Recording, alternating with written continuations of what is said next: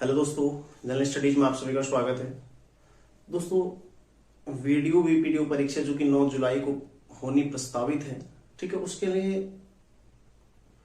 उत्तराखंड के संबंध में जो हमें पढ़ना है, सिलेबस के अकॉर्डिंग पढ़ना है, ठीक है, उसी के अनुसार उत्तराखंड के महान व्यक्तित्व के संबंध में हम चर्चा करेंगे इस क्लास में। ठीक है, ऐसे ही रोजाना मतलब ज्यादा बोझ न लेते हुए, ज्यादा इसको भारी न बनाते हुए 2 से 3 व्यक्तित्व, ये यदि कभी बड़ा ज्यादा मैटर उनके बारे में, और जिनके बारे में बहुत कम मैटर 5 से 6 व्यक्तित्व हम रोजाना चर्चा करेंगे, ताकि हमारे 15 से 20 दिनों में सभी व्यक्तित्व कवर हो जाए। ठीक है, जिसने पढ़ा है उसको रिवीजन हो जाएगा और जिसने नहीं पढ़ा है उसके लिए मैटर कलेक्ट हो जाएगा। तो शुरू करते हैं। देखो, सबसे पहले हम चर्चा करेंगे उत्तराखंड के व्यक्तित्व में स्वतंत्रता सेनानी। ठीक है, जो भी उत्तराखंड राज्य के प्रमुख स्वतंत्रता सेनानी रहे उनके संबंध में हम चर्चा इसमें करने वाले हैं। तो देखो, सबसे पहले आज बद्रीदत्त पांडे।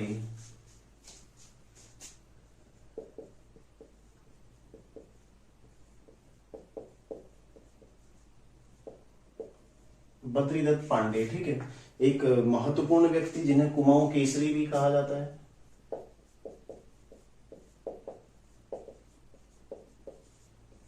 ठीक है, कुमाऊं केसरी भी इनको कहा जाता है, बद्रीदत्त पांडे को। इनका जन्म कब हुआ था?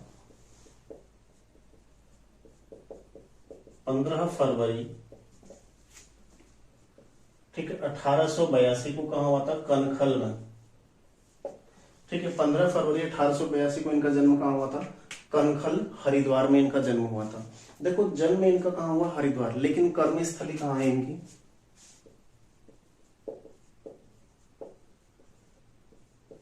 कर्मस्थली है अल्मोड़ा। ठीक है, जन्म कहाँ हुआ? हरिद्वार में हुआ, कनखल में। कर्मस्थली कहाँ है इनकी? अल्मोड़ा। ठीक है, दोनों पॉइंट आपने ध्यान रखने। मूल निवास यानी कि कहाँ के हो गए? अल्मोड़ा के निवासी थे। ठीक है, मूल निवास भी इनका अल्मोड़ा ही है और रहने वाले अल्मोड़ा के ही थे। ठीक है, लेकिन जन्म कहाँ हुआ? कनखल, हरिद्वार में हुआ था। ये पॉइंट आपने ध्यान रखना है। उसके अलावा देखो, इनके बारे में यदि चर्चा करें आगे को, 1913 में अल्मोड़ा अखबार, ठीक है, अल्मोड़ा अखबार के संपादक बने। ठीक है, 1913 में इन्होंने अल्मोड़ा अखबार, कब से शुरू हुआ था? 1871 से। ठीक है, 1871 से जो अल्मोड़ा अखबार शुरू हुआ था, 1913 में उसके संपादक कौन बने? बद्रीदत्त पांडे। ठीक है, इनके बारे में देखो अन्य फैक्टों में, 1918 में जब अल्मोड़ा अखबार को प्रतिबंधित कर दिया गया, क्योंकि अल्मोड़ा अखबार के माध्यम से पांडे जी के द्वारा जनता में सरकार के विरुद्ध, मतलब सरकार की जो वास्तविक गतिविधियां थी उनका उल्लेख न्यूज़पेपर के जो समाचार पत्र था अल्मोड़ा अखबार, इसके माध्यम से लोगों को जागृत करने का प्रयास किया गया और जो सरकार की वास्तविक गतिविधियां थी उनको लोगों के समक्ष रखने का प्रयास किया, जिस कारण इनका जो अखबार था अल्मोड़ा अखबार को प्रतिबंधित कर दिया गया। ठीक है, 1918 में इसके प्रतिबंधित होने के पश्चात 1918 में इनके द्वारा शक्ति, ठीक है, शक्ति साप्ताहिक का प्रकाशन शुरू किया गया।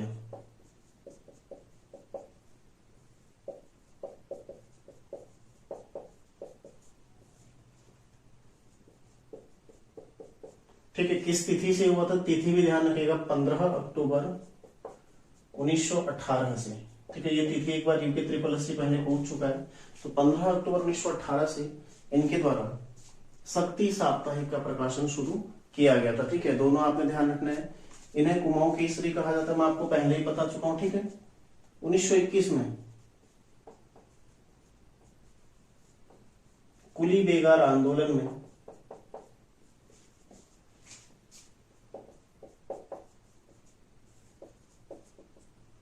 ये अग्रणी रहे थे, मतलब लीडर रहे थे। ठीक है, महत्वपूर्ण है। 1921 का जो कुली बेगार आंदोलन हुआ था, उस दौरान श्री पांडे जी क्या रहे थे? अग्रणी रहे थे, मतलब उसमें लीडर की भूमिका इन्होंने निभाई थी। ठीक है, उसका एक सफल नेतृत्व इनके द्वारा किया गया था। और साथ ही देखो, 5 बार जेल गए थे स्वतंत्रता आंदोलन के दौरान, क्योंकि हम देखो स्वतंत्रता सेनानी पढ़ रहे, तो उस दौरान 5 बार जेल गए थे। ठीक है, कब कब गए? देखो, एक 1921 में, 1930, 1932 1941 और 1942 जो भारत छोड़ो आंदोलन था उस दौरान भी।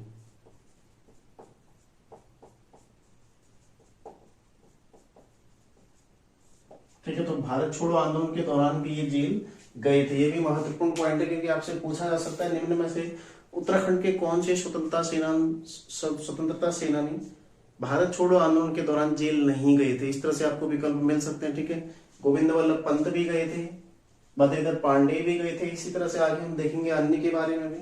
ठीक है, तो सारे फैक्ट आपके इसमें कवर हो जाएंगे। आगे देखो, इनकी एक महत्वपूर्ण पुस्तक है कुमाऊं का इतिहास।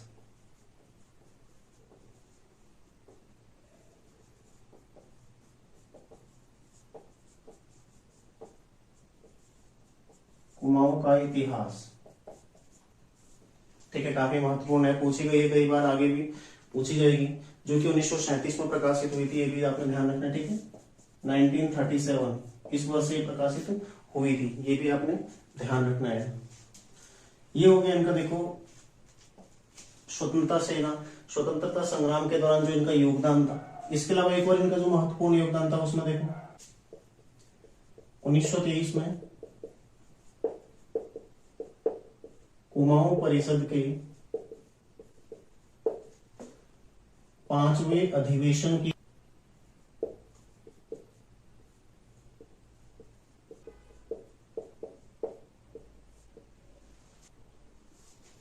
ठीक है, 1923 में कुमाऊं परिषद के 5वें अधिवेशन की उन्होंने अध्यक्षता की थी। तो कुमाऊं परिषद का 5वां अधिवेशन कहाँ हुआ था? टनकपुर में। ठीक है, जिसके अध्यक्ष कौन थे? बद्रीदत्त पांडे। तो कुमाऊं परिषद के बारे में यदि चर्चा करें, गठन कब हुआ? 1916 में। ठीक है, गठन 1916। देखो, कुल 6 अधिवेशन हुए थे। कब कब हुए थे? 1917। ठीक है, फिर 18, 19, 20, 23 और 26। ठीक है, टोटल 6 अधिवेशन इसके हुए थे। तो 1916 में गठन के पश्चात 1917 में पहला अधिवेशन कहाँ हुआ? अल्मोड़ा।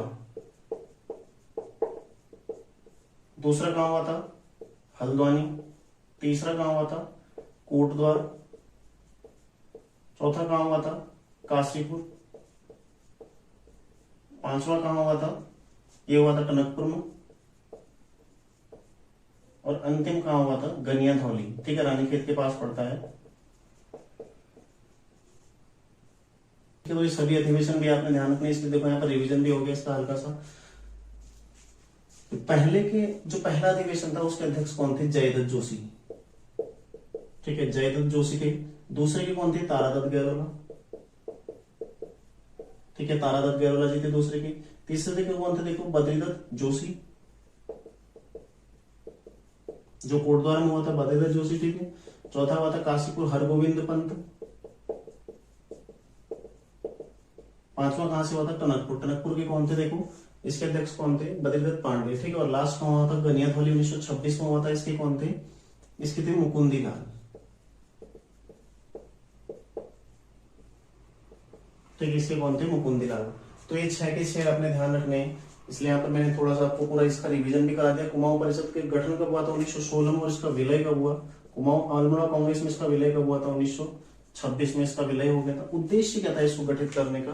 जो कुली बेगार आंदोलन, ठीक है, जो कुली बेगार प्रथा थी उसके विरुद्ध आंदोलन और उसको समाप्त करना, ठीक है, उसका निवारण करना क्या था इसका उद्देश्य था। तो इसी उद्देश्य से देखो 1916 में गठित किया गया और जैसे उद्देश्य पूरा 1926 में इसका विलय कर दिया गया। ठीक है, तो 1923 का जो कुमाऊं परिषद का अधिवेशन था, 5वां अधिवेशन था, इसकी अध्यक्षता किसने की थी? बद्रीदत्त पांडे जी के द्वारा की गई थी। एक और पॉइंट इनके बारे में देखो महत्वपूर्ण है, 1955 में अल्मोड़ा से लोकसभा सांसद बने। ठीक है, 1955 में अल्मोड़ा से लोकसभा सांसद नियुक्त हुए थे और 13 जनवरी 1965 को इनकी मृत्यु हो गई थी।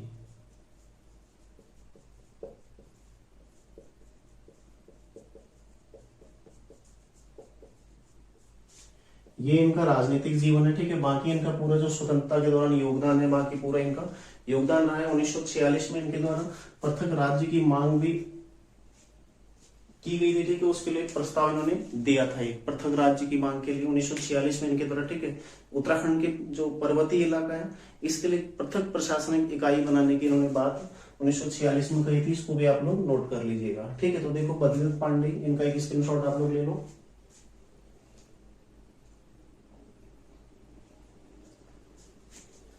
जन्म हुआ 15 फरवरी 1882 कनखल हरिद्वार में, लेकिन मूल रूप से कहाँ के निवासी थे? अल्मोड़ा के। कर्मस्थली भी इनकी मूलतः अल्मोड़ा ही रही थी। ठीक है, अल्मोड़ा अखबार के संपादक बने 1913 में, और उसके पश्चात जैसे ही प्रतिबंधित हुआ 1918 में इनके द्वारा शक्ति साप्ताहिक का प्रकाशन शुरू किया गया। ठीक है, कब से किया गया था? 15 अक्टूबर 1918। तो डेट भी महत्वपूर्ण है, ध्यान रखिएगा। ठीक है, 1921 में देखो कुली बेगार आंदोलन में ये अग्रणी रहे थे।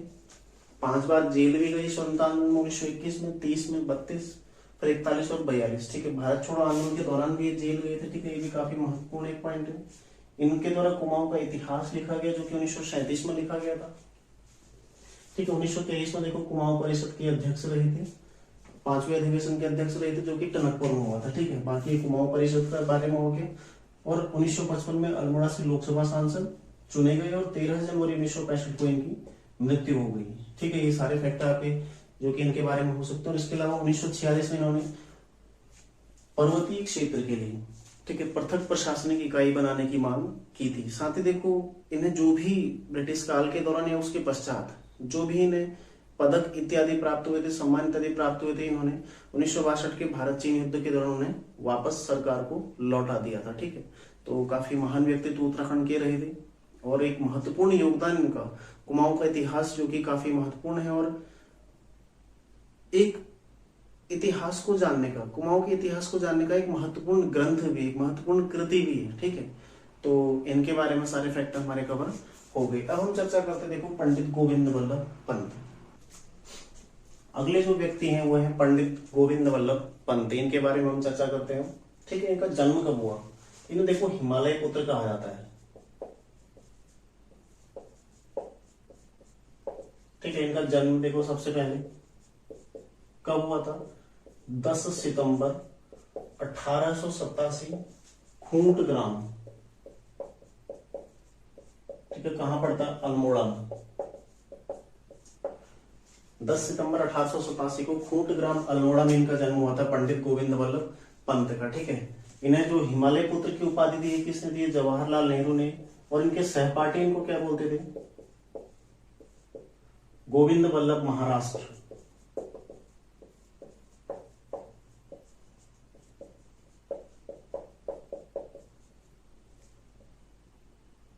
ठीक है, गोविंद वल्लभ महाराष्ट्र इनको इनके सहपाठी बोला करते थे। साथ ही हिमालय पुत्र किसने कहा है? जवाहरलाल नेहरू ने। ठीक है, जन्म कब हुआ? 10 सितंबर 1887 को खूंट ग्राम अल्मोड़ा में इनका जन्म हुआ था। एक काफी महत्वपूर्ण व्यक्तित्व जिनके द्वारा स्वतंत्रता आंदोलन के दौरान, ठीक है, बहुत योगदान स्वतंत्रता संग्राम में दिया गया है। ठीक है, इनके उन्हीं कार्यों के संबंध में हम चर्चा करेंगे। तो आरंभिक जीवन में अपनी जो पढ़ाई है पूरी करने के पश्चात, ठीक है, ये स्वतंत्रता आंदोलन में आ गए थे। पूर्णतः 1921 के असहयोग आंदोलन से स्वतंत्रता आंदोलन में आए थे। ठीक है, तो सबसे पहले इनके द्वारा जो कार्य किया गया, देखो 1914 में काशीपुर में प्रेम सभा की स्थापना।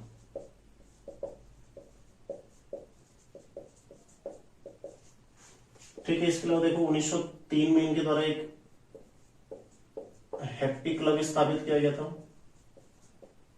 ठीक है, 1914 में काशीपुर में प्रेम सभा की इनके द्वारा स्थापना की थी।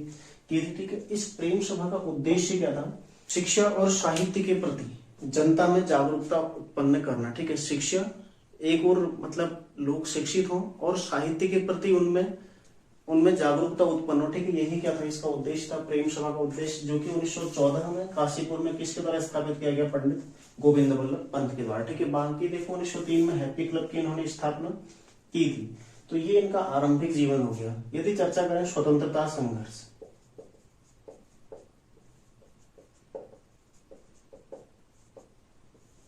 केवल जो परीक्षा की दृष्टि से महत्वपूर्ण है वही चीजें हम इसमें डिस्कस करने वाले हैं। ठीक है, बाकी सारी चीजें हम इसमें नहीं पढ़ेंगे, क्या हुआ क्या नहीं हुआ। जहां से प्रश्न बन सकता है और जो लगता है कि आपको जानना महत्वपूर्ण है, परीक्षा की दृष्टि से महत्वपूर्ण, ठीक है, वो सारे फैक्टर हम इसमें देखने वाले हैं। देखो 1921 में, ठीक है। 1921 में असहयोग आंदोलन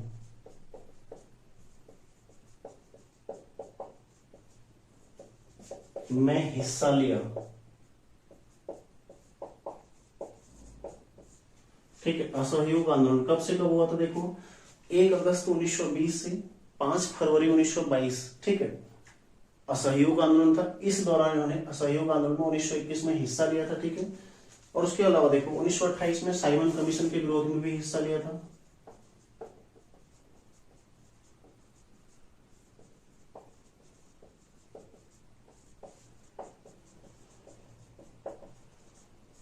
इनके द्वारा विरोध किया गया था, ठीक है।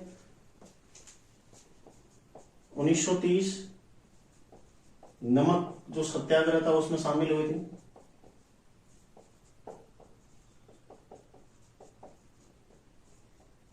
और जेल गए, ठीक है। 1930 में नमक सत्याग्रह में शामिल हुए थे और इस दौरान ही जेल भी गए थे। इसके अलावा देखो भारत छोड़ो आंदोलन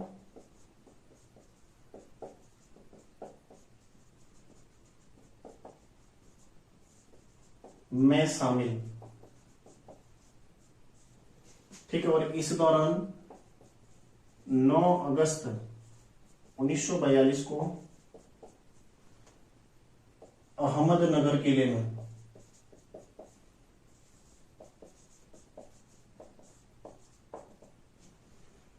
इन्हें कैद किया गया था, ठीक है।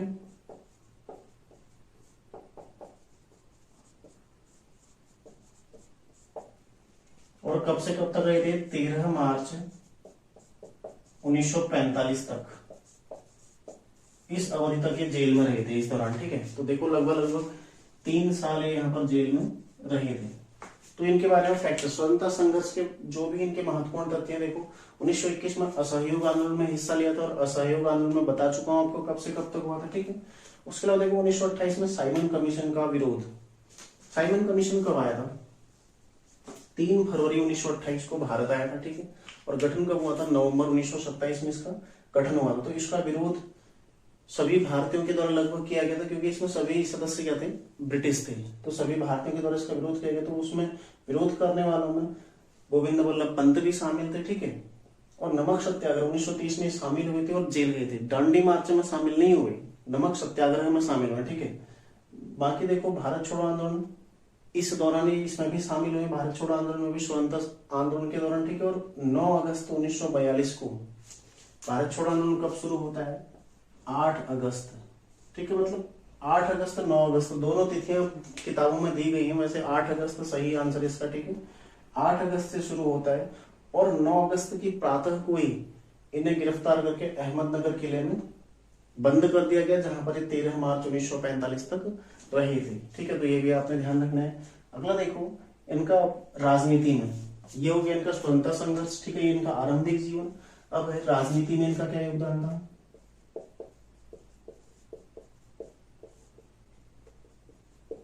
1923 में स्वराज पार्टी की टिकट पर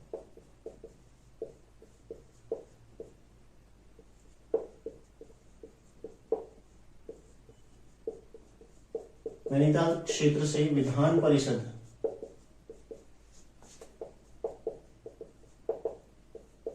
के सदस्य निर्वाचित हुए, ठीक है, सदस्य निर्वाचित।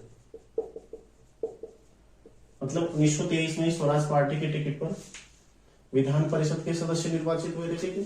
ये पहला पॉइंट हो गया इनका। दूसरा जो महत्वपूर्ण पॉइंट देखो 1927 में संयुक्त प्रांत की, 1927 में संयुक्त प्रांत उस टाइम पर किसे कहा जाता था, उत्तर प्रदेश को, ठीक है। संयुक्त प्रांत की कांग्रेस कमेटी के अध्यक्ष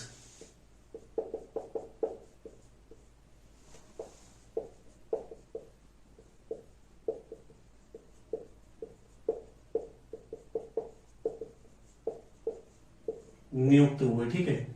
इसके अलावा देखो अगला पॉइंट है 1934 में अखिल भारतीय संसदीय बोर्ड के अध्यक्ष नियुक्त हुए।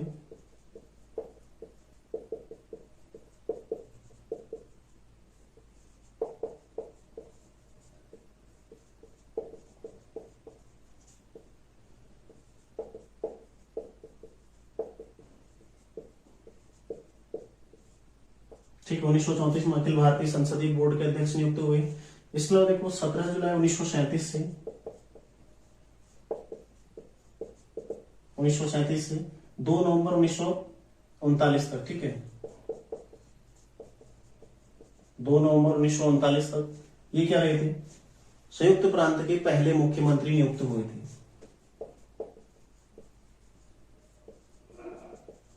संयुक्त प्रांत के पहले मुख्यमंत्री,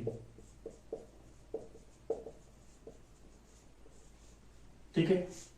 जब 1935 का अधिनियम आया था, भारत शासन अधिनियम 1935, ठीक है, उसमें प्रांतीय स्वायत्तता और प्रांतीय जो चुनाव थे उसके संबंध में चर्चा की गई थी। तो उसी के जरिए पहली बार भारत में जो प्रांतीय चुनाव हुए थे उसमें संयुक्त प्रांत के पहले मुख्यमंत्री कौन नियुक्त हुए थे। संयुक्त प्रांत मतलब उत्तर प्रदेश, ठीक है। किसके नेतृत्व में, ठीक है, किसके नेतृत्व में वहां पर सरकार बनी थी, गोविंद बल्लभ पंत के नेतृत्व में वहां पर सरकार बनी थी। तो कब से कब तक रही, देखो 17 जुलाई 1937 से 2 नवंबर 1939 तक का। उसके अलावा देखो फिर 9 अगस्त 1946 को, 1946 से, ठीक है, से 1954 तक संयुक्त प्रांत के पब्लिक यूपी, ठीक है, इसके क्या रहे, सीएम रहे थे, यानी कि चीफ मिनिस्टर रहे थे। कब से कब तक, देखो 9 अगस्त 1946 उत्तर प्रदेश के मुख्यमंत्री बने 9 अगस्त 1946 को, और 1954 तक, 1947 तक का उत्तर प्रदेश को, 1950 तक, ठीक है, उत्तर प्रदेश को किस नाम से जाना गया, संयुक्त प्रांत के नाम से, और 1950 के पश्चात उसका नाम उत्तर प्रदेश हो गया। तो दोनों नाम एक ही है, ठीक है। तो उस दौरान उत्तर प्रदेश के सीएम कौन रहे थे, 9 अगस्त 1946 से लेकर 1954 तक का गोविंद बल्लभ पंत उत्तर प्रदेश के मुख्यमंत्री रहे थे। और एक और पॉइंट, 1955 में केंद्रीय गृह मंत्री,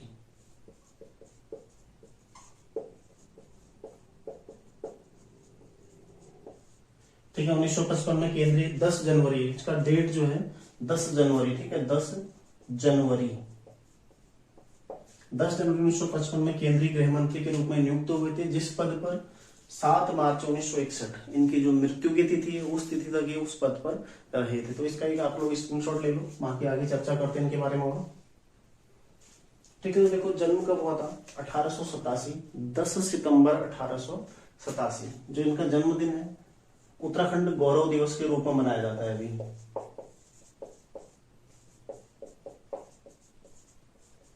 उत्तराखंड गौरव दिवस, ठीक है, इसके रूप में इनका जन्म दिवस मनाया जाता है 10 सितंबर को। प्रत्येक वर्ष उत्तराखंड सरकार मनाती है। अल्मोड़ा के रहने वाले थे, ठीक है, अल्मोड़ा में इनका जन्म हुआ था।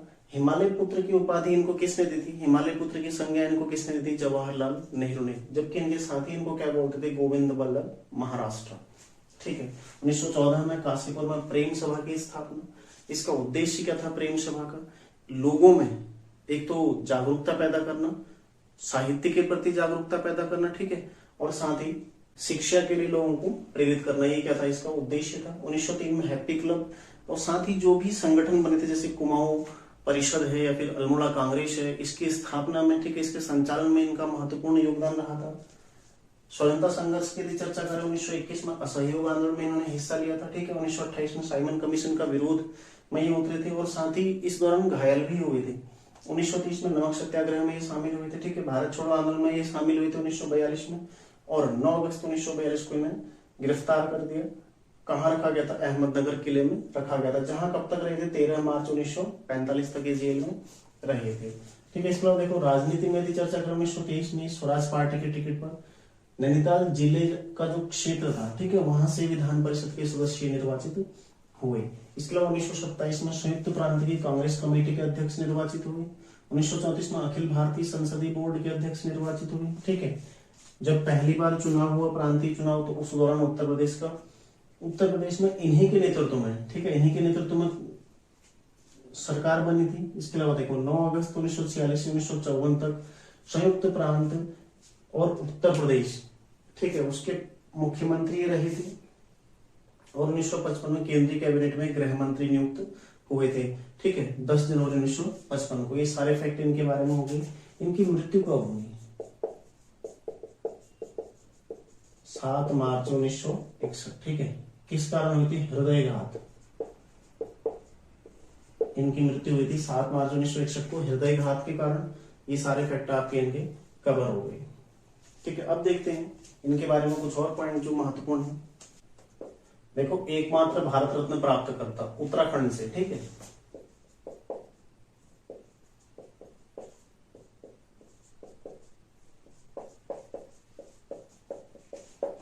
कब दिया था? 26 जनवरी 1957, ठीक है। 26 जनवरी 1957 को इन्हें भारत रत्न प्रदान किया गया था, जो कि उत्तराखंड से एकमात्र ऐसे व्यक्ति हैं जिन्हें भारत रत्न प्रदान किया गया। कौन है? पंडित गोविंद वल्लभ पंत, ठीक है। इनके नाम से संबंधित प्रमुख संस्थान,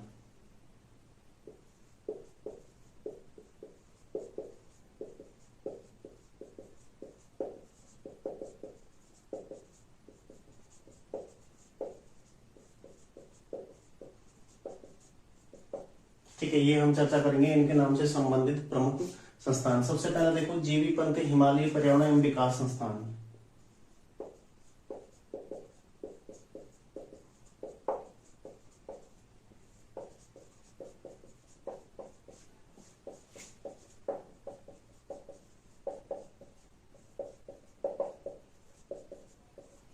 ये कहाँ है? कटारमल में, ठीक है। कटारमल जो कि अल्मोड़ा में पड़ता है। केवल उत्तराखंड के संस्थान हम चर्चा कर रहे हैं, ठीक है, भारत के नहीं।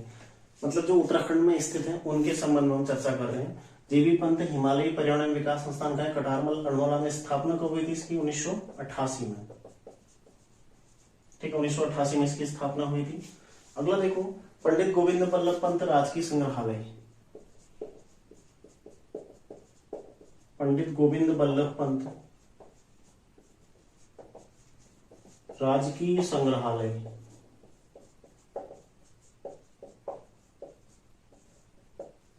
कब हुई थी इसकी स्थापना? 1979 में, ठीक है। और कहाँ है ये है अल्मोड़ा में, ठीक है। स्थापना कहाँ हुई इसकी? अल्मोड़ा में 1979 में। अगला देखो, गोविंद वल्लभ पंत कृषि एवं प्रौद्योगिकी विश्वविद्यालय। पंडित गोविंद वल्लभ पंत कृषि एवं प्रौद्योगिकी विश्वविद्यालय, ठीक है। कहाँ है? पंतनगर विश्वविद्यालय जो है, ठीक है। पंतनगर कृषि विश्वविद्यालय, उसी का नाम है पंडित गोविंद वल्लभ पंत कृषि एवं प्रौद्योगिकी विश्वविद्यालय, ठीक है। स्थापना कब हुई थी? 17 नवंबर 1960, ठीक है। उसके नाम के आगे पंडित गोविंद वल्लभ पंत कब जोड़ा गया? 1972 में नाम जुड़ा, ठीक है। पहले क्या था? वो कृषि एवं प्रौद्योगिकी विश्वविद्यालय था। उसके पश्चात उसके नाम के आगे पंडित गोविंद वल्लभ पंत कब जोड़ा गया? 1972 में जोड़ा गया था, ठीक है। दोनों फैक्ट आपने ध्यान रखने हैं। अगला देखो, गोविंद वल्लभ पंत उच्च स्थलीय प्राणी उद्यान।